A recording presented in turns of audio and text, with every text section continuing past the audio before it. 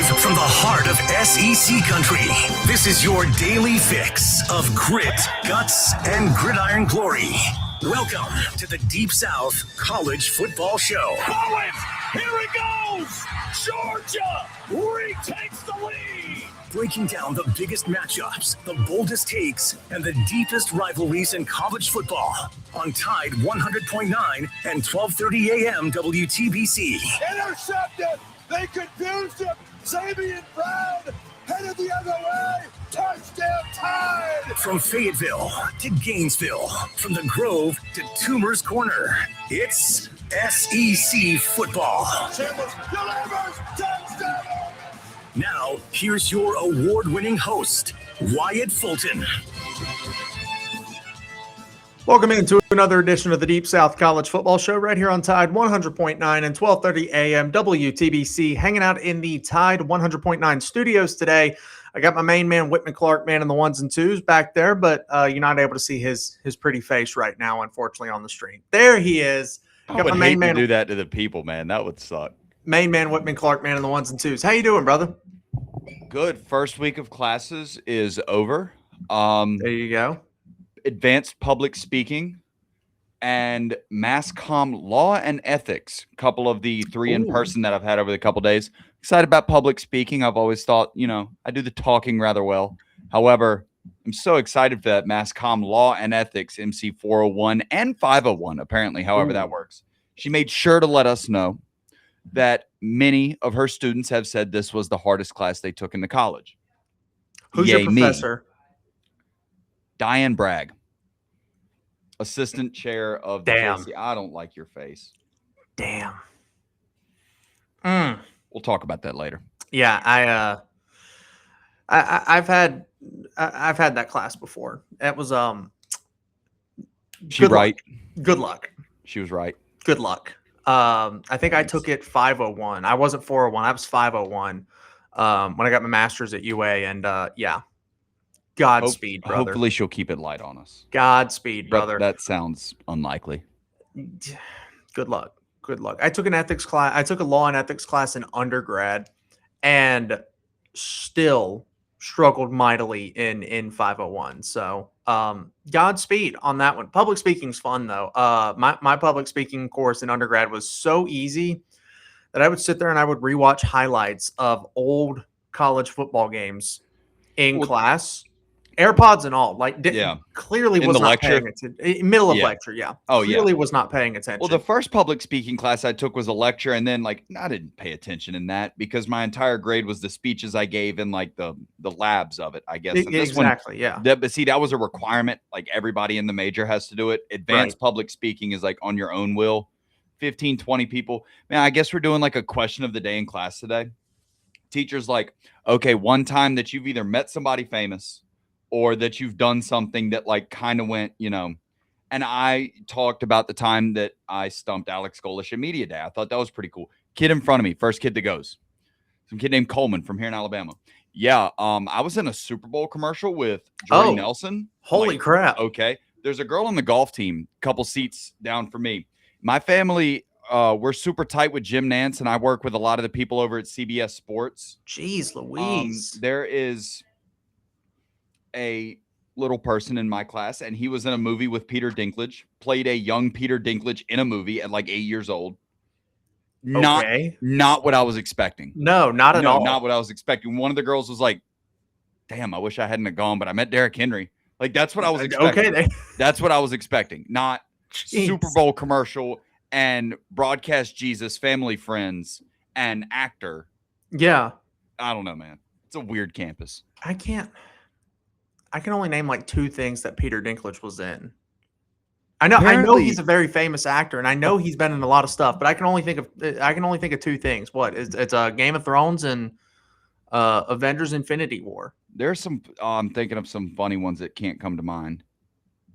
Those are the only 2 that come to mind immediately. But no, that's a star-studded class. Yeah, no kidding. There. I mean, the guy who stumped Alex Golish at SEC Media Days is somehow at least fourth place. Yeah, 4th place there. I was getting ready to pull that out. I was like, did I either tell about that or when I met Peyton Manning at his football camp? I'm like, I'll go with the fact that I was on ESPN. Manning. And then they just they kicked me in the back of the head, man.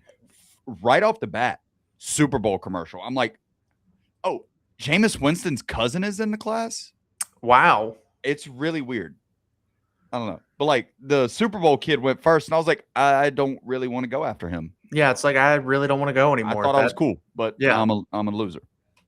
It's fine. It's fine. None of them have been to SEC Media Days, I don't think. No, they have not. All right, so there you go. There's your one up there. But no, today we're going to talk about. I've been teasing this for the last 3 days, and I'm so happy that we finally get to talk about this. Best defenses in the SEC. We briefly previewed it with Alabama yesterday because we were doing a lot of scrimmage intel from Alabama yesterday. So we'll briefly re-hit Alabama just because, again, we talked about the Tide's defense yesterday with Alabama's second scrimmage of fall camp. But we're going to get through some of the other really, really good defenses in the SEC. And as you can see from the hoodie that I am wearing today, that would be the purple and gold LSU Tigers for those that are not watching us on YouTube here. I think LSU is going to have a really good defense. I think there's going to be some other really good defenses across the SEC here this fall. So I'm excited to get to talk about that. We're also going to talk a little bit about Brent Venables' extension because we hit it very, very briefly, and I mean very briefly, yesterday when that news broke just before we went on the air there from On3 Sports. But seeing some of the reaction from it online, Whitman, it feels like people are very, very torn on where Oklahoma, like why Oklahoma gave it to him, and should they have given him the extension that they did. He's off to a very weird start in Oklahoma. Very odd. This will be his 5th year now, right? This is his 5th year in 2022, right? Because I guess that would be the first year. They went 6-7. Yep. In 2023, they go 10-3. In 2024, now your first season in the SEC, you go 6-7. And then last season, your second season in the SEC, 10-3. You go 10-3 and make the college football playoff. So I don't know. Some people are thinking, okay, yeah, they're trending in the right direction. You know, they've made a bowl game every single year. They've, competed in the SEC. They won 10 football games last year. Everybody's back on that coaching staff. Most of those defensive guys are still here. John Mateer's back on offense. And then there are some people that are saying the guy, it's just been nothing but a roller coaster, right, with Brent Venables in Oklahoma. You're reaching that peak of 10 wins every other year. The problem is that valley is 6 wins, and you're fighting for bowl eligibility. I mean, if it weren't for the situation that Alabama was going through in Norman, Oklahoma in 2024, is OU even playing in a bowl game that season? Or are they 5-7 in the regular season? Probably not. An Alabama with the right head on their shoulders wins that game. But I do think that for his first year, you win 6 games, throw away a first year. Right. Throw away a coach's first year. Especially, Nick Saban lost losing to ULM inside of Bryant-Denny Stadium. Especially losing a guy like Caleb Williams following Lincoln Riley. Yep. And then in 2024, yes, they only won 6 games, but let me put it to you this way. That Oklahoma team was good enough to beat a team that beat Georgia with Jackson Arnold starting at quarterback. I think OU had less than 75 passing yards in that game. It was literally the Vandy game plan of shovel passes, tricky runs with the quarterback, and sweeps and tosses to the running back out of the backfield. They took that game plan, slowed it down, and gave you the same exact result that Vanderbilt did 2 months prior. I think 2024, some of that has to be thrown out the window when you look at the subpar play at quarterback. If I'm an Oklahoma fan and you've got 2 years of good and 2 years of bad to try to predict what maybe the rubber match of his coaching career at Oklahoma so far, what this year 5 will look like, I'm leaning more on the positive side because this is kind of the first time that we've gone in. I don't want to say surefire, but this is the first time that he's kind of had a surefire guy at quarterback. Yeah. Where the hype was there with Jackson Arnold, it didn't translate. The hype was there with John Mateer in his first year, then his finger got a boo-boo.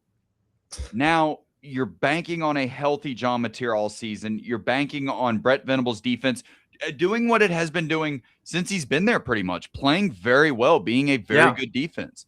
So I would certainly think glass half full with this extension, even as a non-Oklahoma person. You know, if I were an Auburn fan or a Georgia fan just looking to have an opinion on did Oklahoma make the right choice, I think they did. Brent Venables is a winner. He learned from a winner in Dabo Swinney. He coached championship defenses year in and year out in the 2010s, throttled Nick Saban Alabama offenses in the national championship game.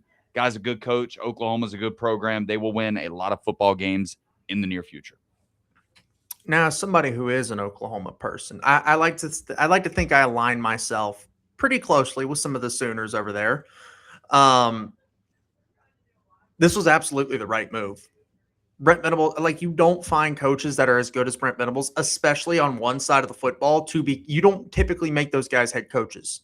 They normally stay as coordinators either for their career or they're so good as a coordinator, but they just absolutely suck as a head coach, right? You've seen a couple of those guys pop up in the sport. I don't think that's the case with Brent Venables. I think he's somebody that has been able to handle everything that comes with being a head coach, in addition to not seeing a drop off defensively. Well, I think it's because, a lot of these coordinators, they can be like, they can just be straight up weird, introverted kind of guys that are just like, some of them are some odd cats. Yeah. Stupidly weird with offensive football, and they can call a game better than 99.9% of the human race. I mean, nobody's ever said that Lane Kiffin is like, social skills of the year award, but we know that he's the best play caller in college football. Right. What made Brent Venables so good was that he was an extension of Dabo Swinney at Clemson when it came to that Clemson culture, that all-in culture that they've had on the chin strap for the better part of a decade now. He wasn't just an X's and O's guys. He was a weight room guy. He was a film room guy. He was a culture building, recruiting from high school, build you into a fourth-year starter, grown man kind of football player. Those are the coordinators that translate to head coaches, not the guys that sit in the box and call plays. No disrespect to them. They make a lot of money doing a very difficult job, and they're all very good at it. But you need some of the culture style of coaching to translate when you want to go from calling a side of the ball to running a program. I think part of it too is Brent Venables has now got some consistency at that coordinator position, because Whitman, correct me if I'm wrong here, Jeff Lebby was the offensive coordinator at Oklahoma for a period of time there, right? I want to say he went from Oklahoma to Mississippi State. I could be wrong, but I think he went Ole Miss, Oklahoma, Mississippi State, OC head coach finally when he got to Mississippi State. Whitman's looking it up right now to correct me if I'm wrong here. Now you've got year two of Ben Arbuckle. You've got, yes, they've got a defensive coordinator, and he's very good at his job, but this is Brent Venables' defense, right? He's the defensive play caller as well. So looking at it, you've got some consistency in that coaching staff now. Where was Jeff Lebby the OC at Oklahoma? For 2 years, and was the same at Ole Miss for 2 years. What were the 2 years that he was at?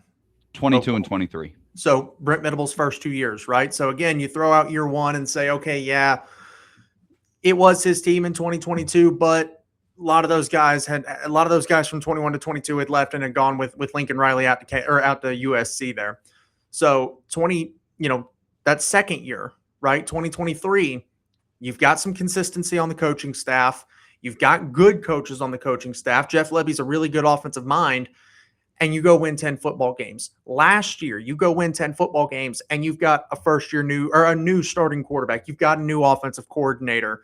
Now you've got some of that consistency, right? Isaiah Satang is back for another year. John Mateer's back for another year. Ben Arbuckle's back for another year as that offensive coordinator. And I'm starting to see a way that Oklahoma can have a little bit of success this season here. So speaking of Oklahoma, we'll go ahead and take our first time out here, and then I guess we'll go ahead and just start talking about the best defenses in the SEC, and we'll start in Norman here next, right here on the Deep South College Football Show. Welcome back into the Deep South College Football Show, right here on Tide 100.9 and 1230 AM WTBC. Sorry, I was eating ice, so my mouth is very cold right now. So, stringing those words together gets a little difficult right now. But regardless here, we're talking some of the best defenses in the SEC. Whitman started us with Alabama yesterday, kind of talking a little bit about the Crimson Tide when you look at, all the talent that they've got and the fact that we were coming off the scrimmage that Alabama had yesterday morning. But I mean, Whitman, just to very, very briefly kind of start off with Alabama again today here. The secondary is ridiculous, right? Bray Hubbard, Xavier Brown, Dijon Lee, Red Morgan, Keon Sabb. That's the starting unit. I don't want to discredit any of them, but it feels like probably the guy who's a 3-year starter is the worst on that defense in Michigan transfer safety Keon Sabb. Ridiculous to think about. We said it yesterday. This dude is so underrated. He would be on an award watch list or two playing almost anywhere else in the country. He's just lined up opposite a first-team All-American at safety and will have shutdown corners, keeping him from making a lot of open field plays. And then you look at the 2 deep for Alabama in the secondary. Ivan Taylor, the son of Ike Taylor, who, I've said it, other people have said it, could probably start it, I'd say 90% of the other colleges across college football, maybe even more. Because I was saying this in spring. Well, he's gotten better. And we've seen him taking reps with Alabama's first-team defense in some of the practice and scrimmage photos that we've gotten from UA. But, I mean, this is a kid that's going to be a phenomenal ball player. Xavier Mincy's a former highly rated 4-star guy that just sitting on Alabama's 2 deep right now. And then you've got also Dre Kirkpatrick Jr. Yes, we're old, but Dre Kirkpatrick Jr., who is sitting behind Red Morgan at Husky. And then, oh, by the way, you've got another really, really talented Southern California kid in Chuck McDonald, who is sitting behind Xavier Brown. And then former 5-star, what I think was the number 1 corner in the class, according to 247 Sports this past recruiting cycle, Jordan Edmonds, who, yes, he's hurt right now, but he was going to be the guy behind Dijon Lee. I mean, you look at Alabama's 2 deep. It's probably Xavier Mincy, I'd say Ivan Taylor, Jaira Edwards maybe, Dre Kirkpatrick Jr., Jordan Edmonds, and Chuck McDonald. Yes, that might be Alabama's starting defense next season, but Whitman, that probably is – that secondary as a whole is probably good enough to start it, I'd say, most other Power 4 programs. A lot, man. A lot. I mean, this and by the way, that's Alabama's second. This defensive secondary, since Kalen DeBoer has gotten here, has made a big chunk of those top 5 recruiting classes. The 3 top 6 recruiting classes that Kalen DeBoer has signed here during his time as the head coach at Alabama. A lot of the volume out of all 3 of those classes have come by way of this defensive secondary. They're going to be picking off passes for a long time, as long as Kalen DeBoer is the head coach, because we talk every day, it seems like, about how he will never have to lift a finger to get a good quarterback or to get good wide receivers to come to Alabama. Yeah. We're starting to see a trend where as long as Kane Womack's here and Kalen DeBoer can still recruit out west, there's going to be a lot of really talented, super athletic defensive backs coming to play in Crimson.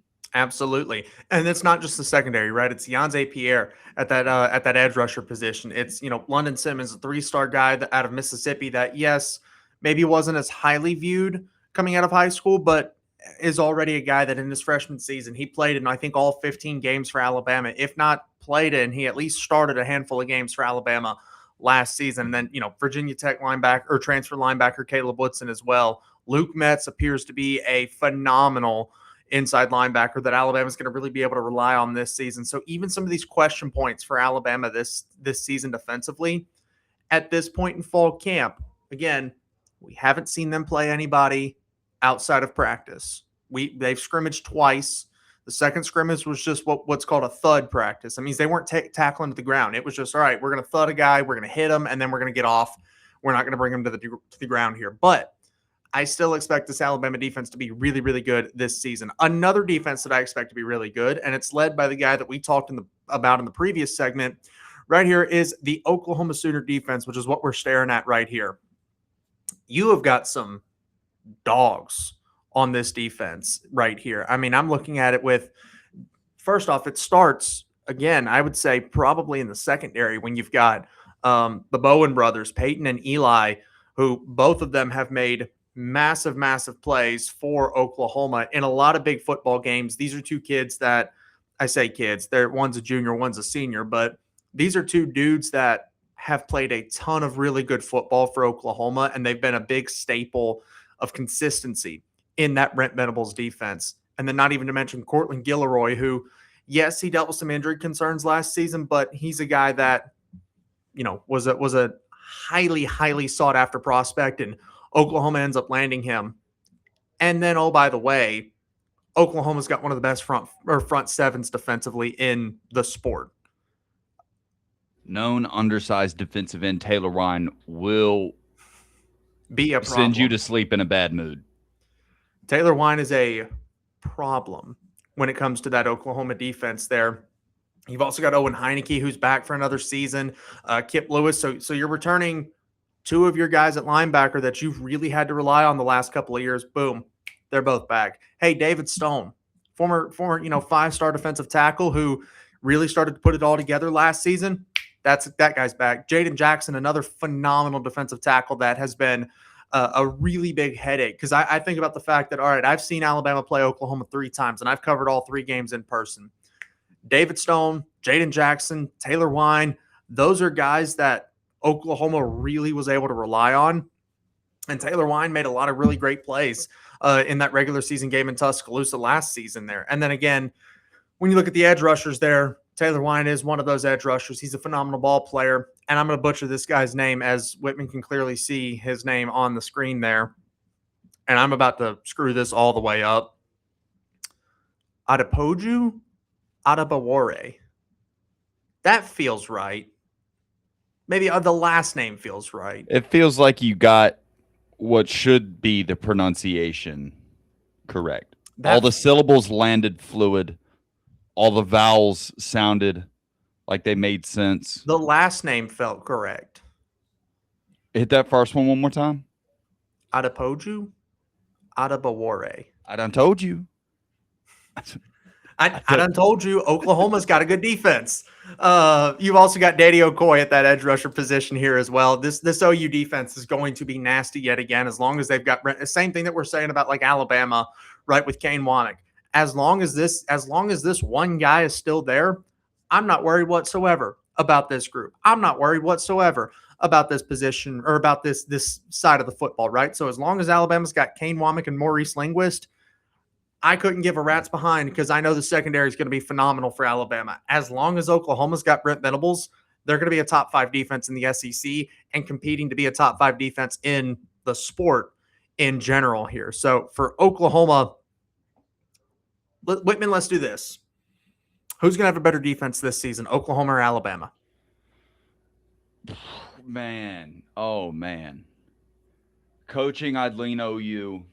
The secondary is not even in question. No. Is Bama's secondary good enough to overcome the fact that Oklahoma is solid, probably top 20 at all 3 levels? Like, is Bama's top 2 secondary that good? And can Yanze Pierre find that first-round gear? Because he was a hell of a day 2 pick at the second end of last year. I was going to say, he was viewed widely as a top 50 pick, but not a consensus first-rounder. You mentioned it talking about the freshman running back yesterday. I hate to make player comparisons. It's the way it is at Alabama. You don't get remembered for being a day 2 pick wearing crimson. Tim Williams was great. Tim Williams was great at Alabama. That wasn't a first round pick. Or no. Was he a first round pick? Who? Tim Williams? I don't think so. I don't think it was. I think it was a 3rd. So yeah, Tim Williams was great. That was a day 2 pick. You know who was great? You know who does have their hand in cleat print sitting in Bryant Denny, or sitting over at Denny Chimes? Will Anderson. Dallas Turner, Will Anderson, Jonathan Allen. Deron Payne?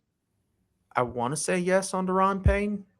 But regardless, I mean, you don't get, like Whitman said, yes, you may have been really, really good.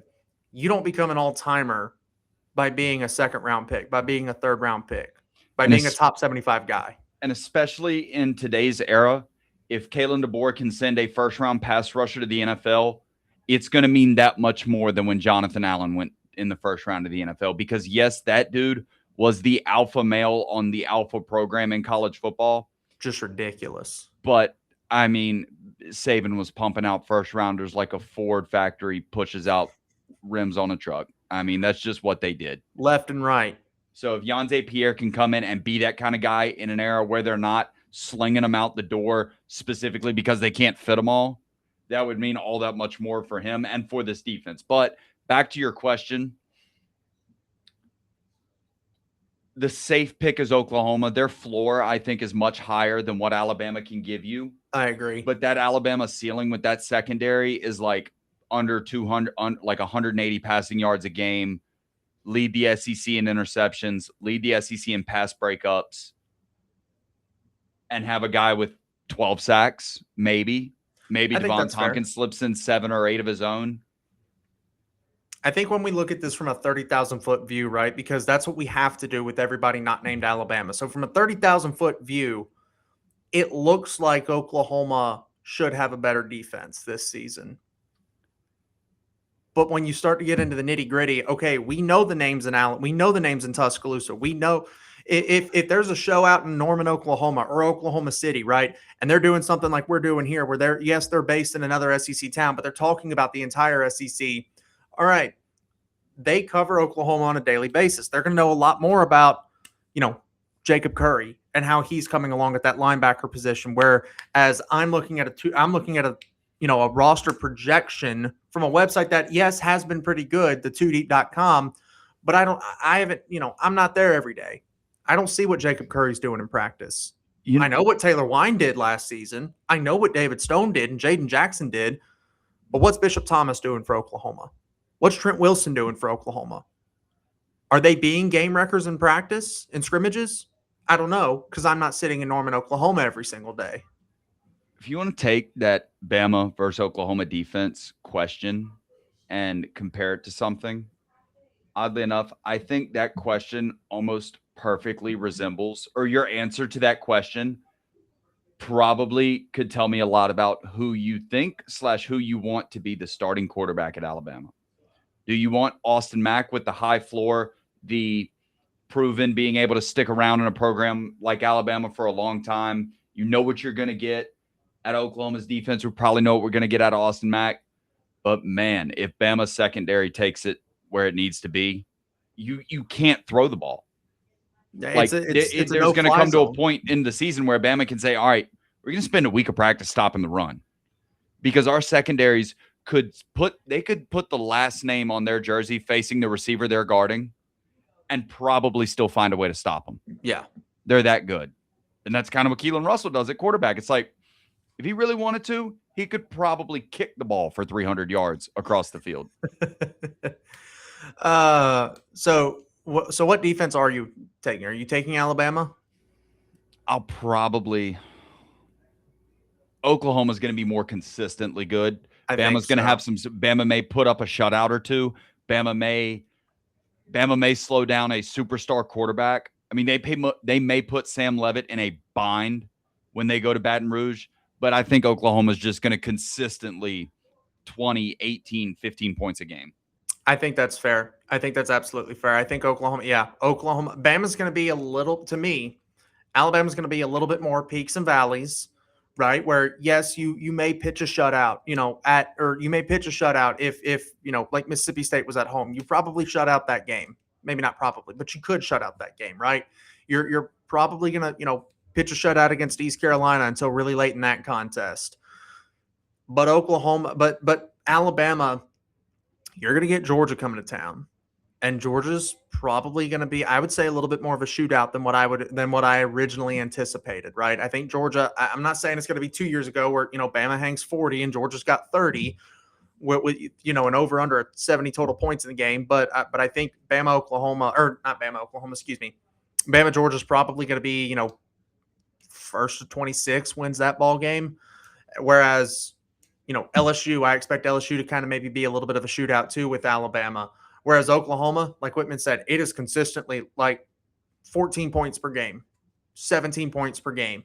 So can Oklahoma I think the Alabama offense is going to have to be better than what the Oklahoma offense is going to be to win at the same levels that they did last season. And as a result, that tells me that Oklahoma is going to have a better defense this upcoming season. We blew right through that break, so we're going to take a very quick timeout, come back, hit a lightning segment. We're going to talk a little bit about Georgia in the next segment here, and then we're going to take a dark horse, right? Somebody that we think, okay, yes, these are the top 3 defenses in the SEC, Georgia, Bama, Oklahoma. Who's somebody that could challenge that category there? We'll talk about it next right here on the Deep South College Football Show. Welcome back to the Deep South College Football Show. We talked very briefly about the Oklahoma defense. It wasn't very brief in the last segment here. Now we move to another team here, gentlemen, that in Athens, Georgia, there are 3 absolutes in life: competing for an SEC championship, speeding tickets, and a phenomenal defense. 3 absolutes in Athens, Georgia. Hard to argue. Hard to argue with that. Elijah Griffin, Jordan Hall, Gabe Harris Jr., we expect them to be stars for this Georgia defense. Mentioned it with our conversation with Randy from How About Them Dogs cast a couple of days ago that Georgia's not been phenomenal in the sack department, right? Everywhere else, Georgia's been really, really good, right? Pass defense, they've been great. Run defense, they've been unstoppable almost. But in terms of just actually getting to the quarterback and taking him from standing upright to putting his butt in the dirt, Georgia was dead last in the SEC last season. 16 out of 16 in the SEC a season ago. Now, that is not necessarily fully indicative of the fact of that is a very specific stat, right? Sacks are a very specific stat. You probably want to take a look more at like pressures. You know, how many times did you get the quarterback off that spot? Quarterback drops back in the pocket. How many times is he having to move, right? How many times is he having to slide or step up or just flat out bail out and try and do something with his legs at that point? So, yes, Georgia was dead last in sacks last season. That does not paint the full picture. You got to look at pressures. You got to look at forced fumbles, right? Because if you've got Gabe Harris Jr. hauling tail off the edge there, and he's going up against whatever we'll say Arch Manning, right? And Manning rolls out and throws the ball, and the ball gets tipped. All right, well, Gabe Harris did his job. Georgia did their job on that play. That turns a 1st and 10 into a 2nd and 10. Now you can really put the pass rush package on the field. But because it was not credited as a sack, because Arch Manning actually got the ball out and it was tipped, or a guy dropped it, or it was just, off target because his feet weren't set when making the throw, it doesn't count in like a sacks category, right? It's very hard to track those types of things. So even though they were last in the SEC in sacks, I want to make it explicitly clear that does not paint the full picture of the Georgia defense. They're not the worst pass rush in the conference if that's the metric you go by. Absolutely not. And another thing, now you may have hit this. I don't know if you did. I was talking to Simon for a second. Part of this Georgia defense, part of the Georgia pass rush is like they've got the top end talent on that front 7. You could go as far as to say the players are almost like just half of what that defense does. With Glenn Shubin and Kirby Smart, they have been known for years now. You are going to get blitzed in ways by those 2 gentlemen that you can't even quantify. They may send the assistant tight ends coach at your ass from the nickel slot if you're not careful. That is what I mean. You're right. It's not just about getting the guy on getting the quarterback on the ground, and it's not just about making him uncomfortable. Especially when you talk about those odd blitzes or that simulated pressure. You bring a guy that from somewhere that he wasn't expecting. That corner may not have touched him. He may not have seen him. Yeah. But in his progression, he's like, okay, that's not what it's supposed to be. Then he panics, does something else. Maybe he checks it down. But you go up to the line of scrimmage, maybe a drive later, similar looking defense. Kirby Smart does not send that guy, plays the same coverage. In his mind, there's nobody over there. Goes, oh, red jersey. Here's the ball. Georgia 7 points. Yeah. So it's so interesting watching the way Georgia handles defense, and I really, really enjoyed getting to watch it the last couple of seasons. We'll get to see it again this year when Georgia comes to Tuscaloosa on October the 10th. But no, you're absolutely right. I mean, because when you're sitting there at the line of scrimmage, all right, you're going to know, okay, I need to know where Elijah Griffin is. I need to know where Jordan Hall is and Gabe Harris Jr. is, and even Quintavious Johnson as well. Amaris Williams is listed as the 2nd guy on this, but he's out for the season. But I need to know where those guys are. All right. White 80 said hut. And then suddenly Ellis Robinson smacks you across the face because you didn't realize, oh, crap, Kirby Smart decided to send a corner blitz. Have you gone this entire Georgia segment and not mentioned Raylan Wilson? Or Raylan Wilson's the name that everybody knows, right? He But went to SEC media days, no, but you that's can't talk not a Georgia knock. without That's talking not a about knock Raylan on Wilson. you. I'm saying like we've done all this talk and still left off a top 3 linebacker in the conference. Yeah, essentially, somebody like yes. a defense changing kind of player.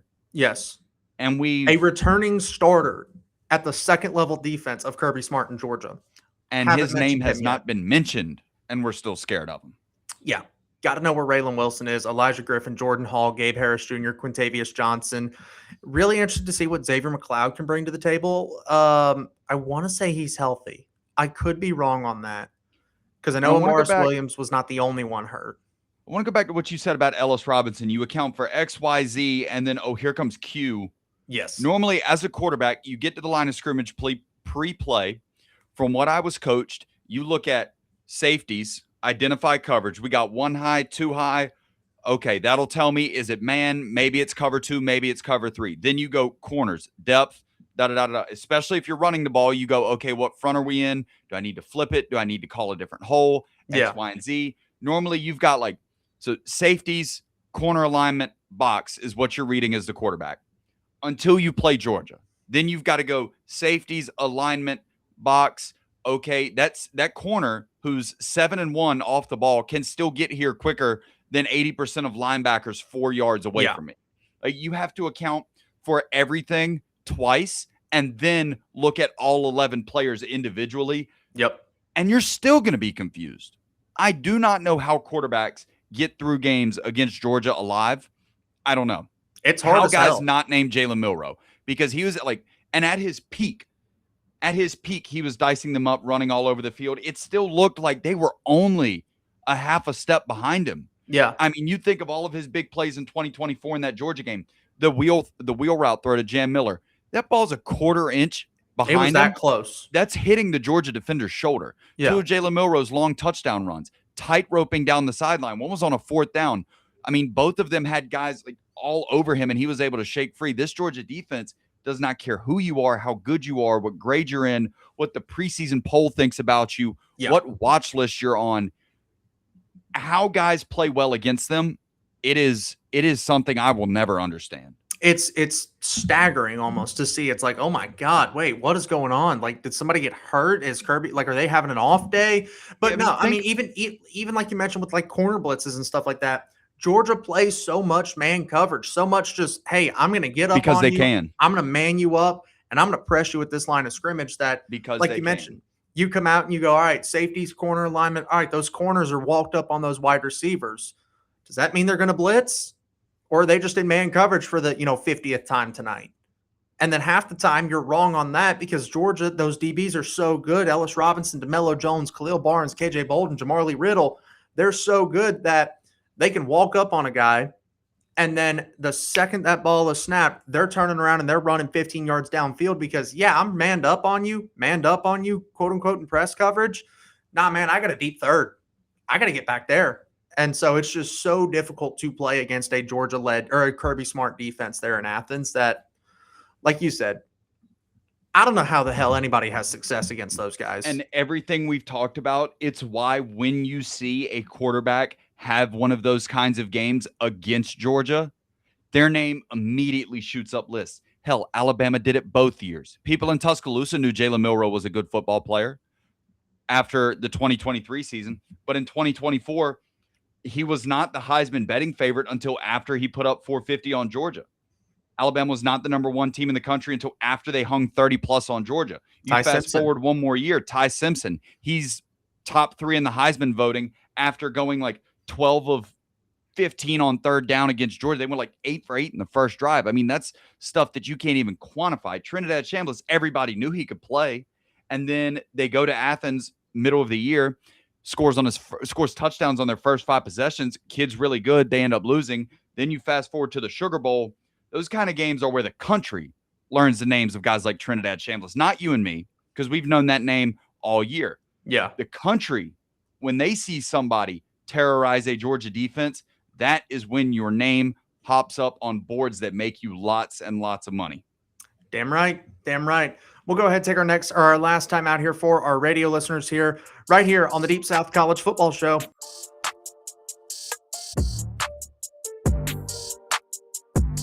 talked about some of the best defenses in the SEC here on the Deep South College Football Show today, but and we didn't get to all of them, right? I mean, LSU, I expect Ole Miss. They've got a loaded defensive line here on this defense, so I expect Ole Miss to be really good as well. But Whitman, we're going to shift the focus here a little bit. Give me a dark horse. You got about 60 seconds, but give me a dark horse defense for this season in the SEC. You know, another team we didn't mention, Texas A&M. Somehow teams in this conference are so good we let that slip. I'm thinking of teams with superstars that you're maybe not talking about on the level of like Oklahoma, Alabama, Georgia in terms of team depth on defense, but they have the talent on that side of the ball to be a top 30 unit, maybe top 25 in the country. I'm going to Austin, Texas, looking at the Texas Longhorns, playing under Will Muschamp, pass rush off the edge from Colin Simmons. He's the best defensive player in the sport right now. No ifs, ands, or buts about it. John Meredith, true freshman cornerback, unworldly talented. Probably won't get a ton of starting playing time this year, but has unreal potential. This defense has talent. Are you doing Texas or Texas A&M? Didn't John Meredith go to Texas? Yeah, he did. Yeah. I'm sorry. And You had mentioned Texas A&M and then started talking about. No, I'm going Texas. I'm going Texas. Okay. Now, we somehow managed to do best defenses and didn't talk A&M. That's what I was saying. My dark horse, however, will be the Longhorns, mostly pretty much because of what Colin Simmons can do. When you've got a player that good on a football team and their defense is not preseason top 5 in the conference, that leaves a lot of space for that player to help get that defense to top 5 in the conference. I think it's fair.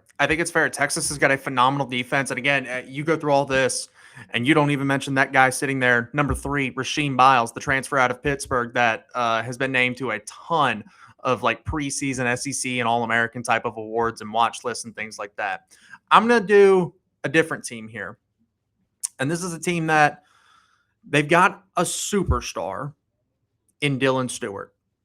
I'm going to go with South Carolina. I think they've got a lot of great talent on that defensive side of the ball. Brinlow Dindy is a problem. Kelby Collins flashed a little bit in Tuscaloosa last season. Troy Pikes, I expect him to be really good. Dylan Stewart, that's it. Justin Okoronkwo, another Alabama transfer that, has gotten some starting reps.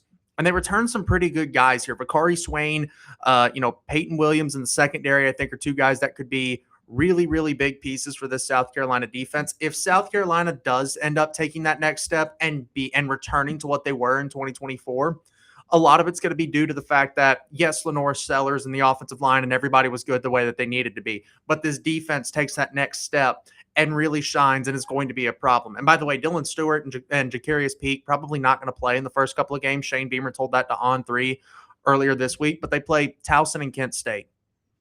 You know who they play in, they roll into SEC play, I think week 3. And you know where they go in week 4? Tuscaloosa. Welcome to Tuscaloosa, South Carolina. So I expect Dylan Stewart and Jacarius Peak and some of these guys that might be a little banged up right now through fall camp for South Carolina, I expect them to be ready to go by the time conference play starts. Don't sleep on Fred Johnson and AJ Holloway. I know those are 2 guys that haven't gotten a ton of notoriety yet, just because, again, they don't necessarily have the big name label attached to them, and AJ Holloway's a freshman, but maybe don't sleep on those guys. I think they could be big playmakers for South Carolina this season. That'll do it for us today on the Deep South College Football Show. Coming up next, the game with Ryan Fowler from 2 until 6 on Tide 100.9 and 12:30 a.m. WTBC. Big thanks to everybody who checks us out on YouTube as well. Be sure to leave a like, subscribe, comment on the show if you agree or disagree or just, think we're idiots or you hate the fact that I'm wearing an LSU hoodie today. Just leave a like, subscribe to the show, and drop a comment. We'll be back Monday afternoon. Until then, everybody stay safe. God bless. Next Monday starts week 0. College football's back. We'll be back again on Monday afternoon.